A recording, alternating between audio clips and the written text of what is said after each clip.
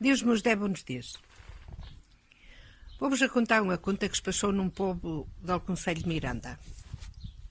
Era um tio que era viúvo, enviuvou muito cedo e depois ainda foi para outro país. Estive lá uns anos, mas tornou para o povo. Não estou bem, tornou para o povo.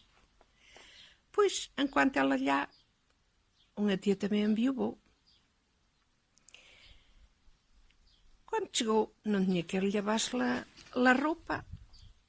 E então contratou a dita tia para lhe lavar os farrapos. Ela já foi buscar os farrapos, ia para o forno a lavá-los.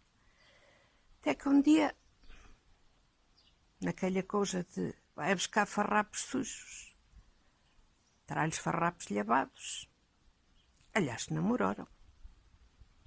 Estavam eles na cozinha, a começar a dar uns brincos, e diz-lhe a tia: teu Chico, mira que estamos a fazer muito barulho.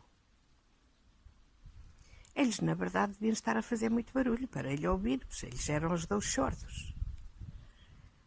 E ele continuaram. E ela tornava: teu Chico, mira que estamos a fazer muito barulho, como os ouvem. Até que ele diz-lhe assim: como barulho? Mas nós não estamos a trabalhar com ferramenta de latoneiro. E assim foi. Depois corriu-se. Na verdade, eles falavam tão alto e ouviram-los. Corriu-se no povo. E hoje em dia, quando uma pessoa faz barulho, parece que estamos a trabalhar com ferramentas de latoneiros.